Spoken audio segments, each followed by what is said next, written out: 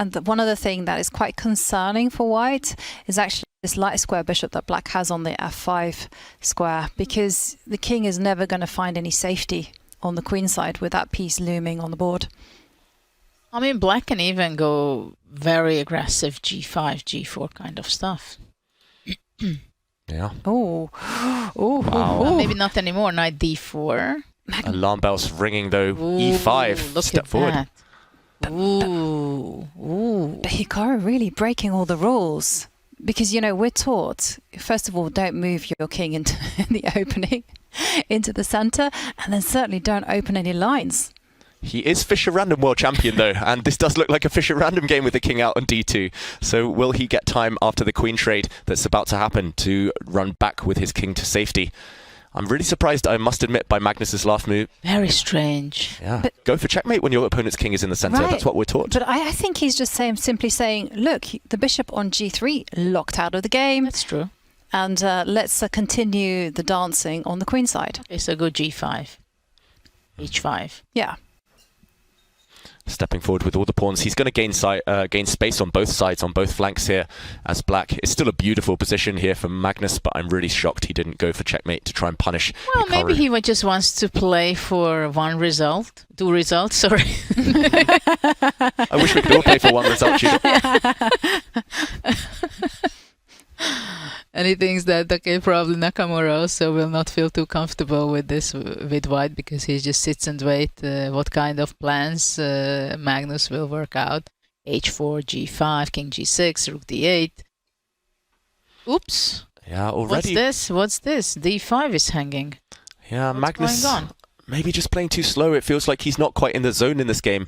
Instead of going for checkmate, he's been forced to allow a bunch of trades. But don't forget that bishop on h2.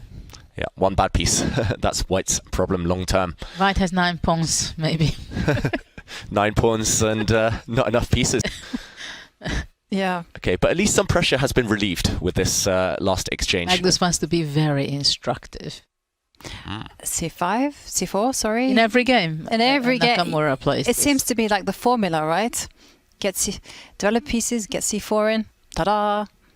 Yeah, and some tactics, some tricks here. You have to be really careful as black, actually. This Yeah. pawn's being undermined, and your knight is really loose in the center of the board. Yeah, now it's anyone's game. I mean, it is white's idea, so if black were to double rooks on the c line, it's just simply to go b4 the problem for white for black that rook c8 does not work, because c takes d5, rook c1 Oh, yes. takes on e6 and captures the knight on e4. And okay, the h2 bishop is bad, but 2 bishop versus the rook is plus. Yeah. Yeah, huge threats. How does Magnus deal with this? Pawn takes pawn is a winning idea if he gets time. Hikaru Nakamura. Suddenly the clocks as well. Magnus down to 30 seconds. He's going to regret kind of forfeiting that 30 seconds. He played earlier. too fast, made decisions. Oh, Wow, action. it is all happening. Fire on the board, lots of calculation to be done. And right now, white can go a pawn up in the endgame if they just, if Hikaru here just takes this black bishop with a check and then recaptures on f3. But he's thinking of something else. But if he were to grab that pawn, his bishop on h2 would be saddled there until the end of times. And that's something that is strategically really concerning. Very interesting, this move what Magnus played g4. He's not scared of getting his knight trapped on the edge of the board. I would be slightly kind of worried here if I were Magnus Carlsen. This black knight has no escape squares. That's why Hikaru has stepped forward. f4, taking away the g5 square from black's knight. Now all Hikaru needs is to teleport his king over to g2. Wow, no way back now for that piece. Magnus F1. playing with fire. Just king f1, retreat. Rook g8, rook c7. And white's playing with an extra piece, essentially. The white king, the white bishop, they're kind of cancelling out the black rook and knight right now. Magnus is totally stuck, totally immobilized. I hate what Magnus has been doing. And there we go, Judith. White's rook is activating. Could we see white just be winning in the next few moves? It's quite a funny setup, having the bishop on h2 and knight on h3. Don't try it at home, that's the problem. Actually, the bishop is coming into the game. But Magnus is wriggling hard, Now the rook has come to g4, h4 is threatened on the board. Because king g2, knight f4 takes h4. Yes. takes, and then you go h4, you win back the piece, you win back the white bishop at the end. But I don't understand why Hikaru's, there we go, not just activating his rook. You can hit my bishop, but I'll just happily retreat, and the black knight's still trapped for the rest of the game. And Magnus under 20 seconds, and his position is concerning. Yeah, his position's more than concerning here. And under 10 seconds, as you say, Ivanka. What next? Where's he going with that black king? Really mysterious stuff.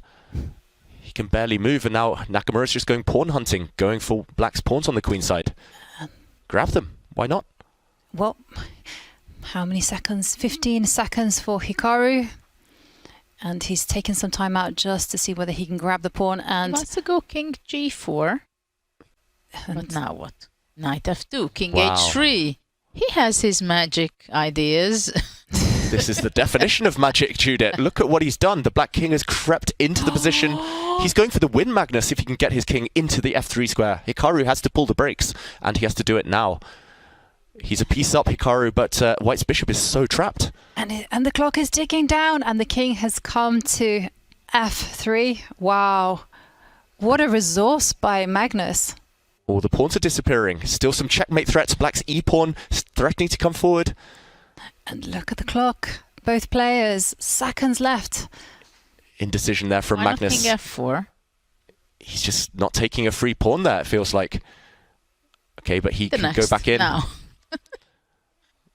Magnus has got to draw up his sleeve if he wants it, it feels like. He can bring his king across. Hikaru's just repeating now, bringing his rook, trying to give a check. Hey, Magnus takes the pawn. Black has to be the favourite here, Judith. Well, those two extra pawns, f4, f3, and nothing will stop him. f3. Keep pushing. No, go three times around still. He's just repeating moves here. Gaining time on the clock. The players do have a 2-second increment, but he's stuck. How can he break through here, Magnus Carlsen? King f3 and it's gone. Ooh, he's e2, curled up into a ball. e2 and rook b1. Judah, I think you spotted a direct win there. He's still going to find it though, Magnus Carlsen. He's got 3 pawns now, the b pawn running. Hikaru is about to resign. 3 pawns is too much. Very relaxed, Magnus, just sitting there. What kind of h3 knight he had? I mean, oh my God, what a game. What a turnaround. I mean, this just goes to show it's all about holding the nerves when the clock is ticking down on its final seconds. And here comes f3. Oof. What's that? Isn't f? What's that? f2? Do anything at this point. Pawns are rolling. Black is about to win.